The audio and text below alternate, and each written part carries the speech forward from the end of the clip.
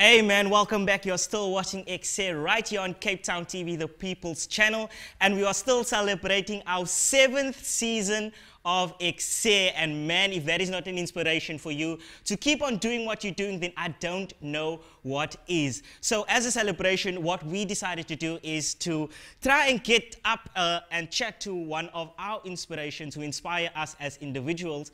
And as you guys know, I do my stand-up comedy as well, and I have to say that one of my biggest inspirations has decided that he is going to chat with me on Skype, and I'm super excited for that. So ons gaan 'n lekker conversation net, and you can let us know if you guys are enjoying everything at home. Our social media is Ekse on Cape Town TV on Facebook, and on Twitter we're at Ekse_live. But right now this man needs no introduction, and you can actually just see him coming from afar because his hair is definitely what stands out, and when he speaks you know it is him. I'm talking about Marc Lottering. Marc, how are you doing? I'm good. I'm so happy to be chatting to you, Ekse. No. How are you? No, we are perfectly glad to have you, and I have to say that you are the most happiest person in the morning that I've seen. Wow, I'm a morning person. A lot of people are grumpy in the morning. But if you want to get things out of me, if you want to borrow money, you must call me in the morning. Oh my I'm word. very happy in the morning. Oh man, listen Marc, like I said, you're an inspiration to me, and I'm sure you know that you're an inspiration to so many, not only in the Cape Town or in the Cape Flats, but around across South Africa. But I want to know, what do you do, you know, kind of in your leisure time when you step off stage? Because that is the person we don't know. We see you on stage all the time, laughing for your jokes and things like that. But who is Marc Lottering when he's off stage? Sure, the thing about me, when people meet me off stage, they almost, you know, surprised or almost bored as well, because Really? there's no different character, different persona really. What you see on stage, a lot of that person you're going to meet off stage as well. Yeah. So I would like to think that mostly I'm kind of the same person.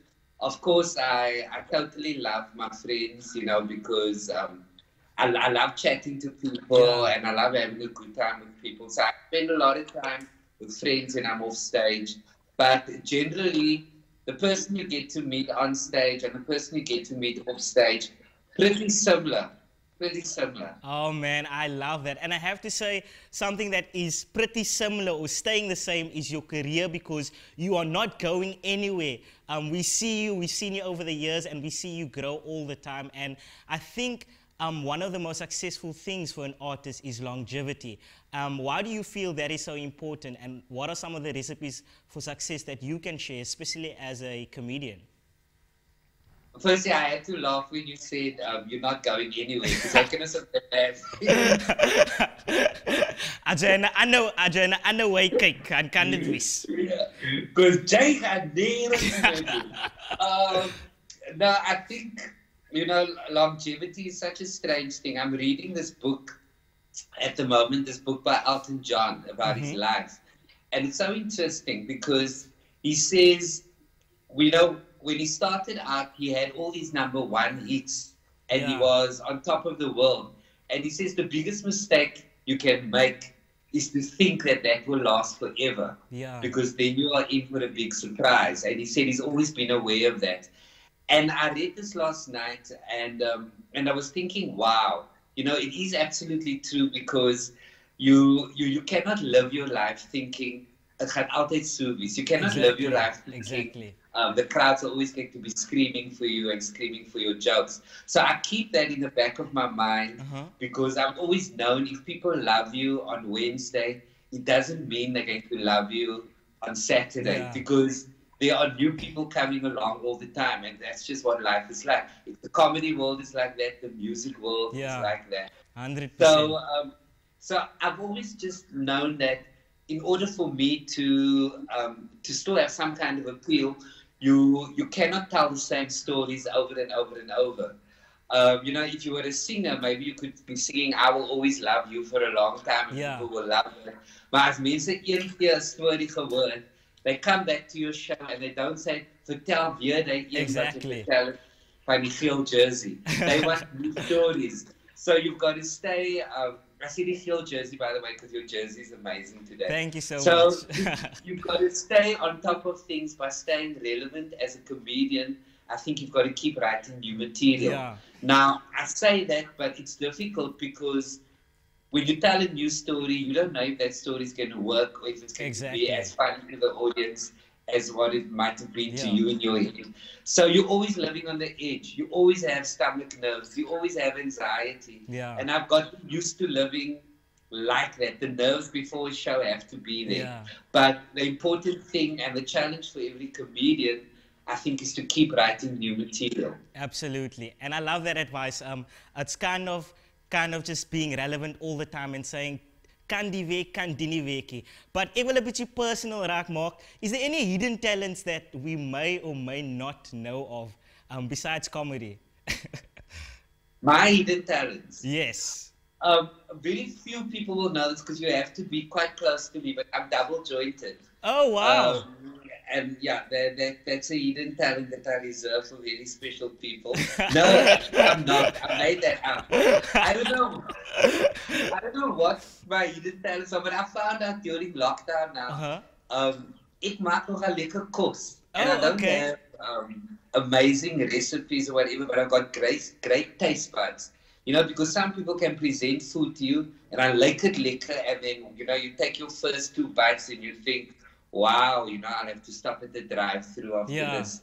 But generally, if I give you food, most of the time, actually 100% of the time, it's going to be tasty. So I'm good in the kitchen. I enjoy making food. A lot of people say they can cook, but they hate being in the kitchen. It's the other way around for me. I don't necessarily know amazing recipes, but I love being in the kitchen, and I think I serve food with a lot of love and good taste. Awesomeness. And speaking about lockdown, though, tell me, your lockdown partner, what's the most irritating thing for you, and did you kind of address it yet? Because my ma het uitgevind dat my ma dink sy het free servants gekry, because ons moet opwas en ons moet elke dag spring clean soos dit barang is.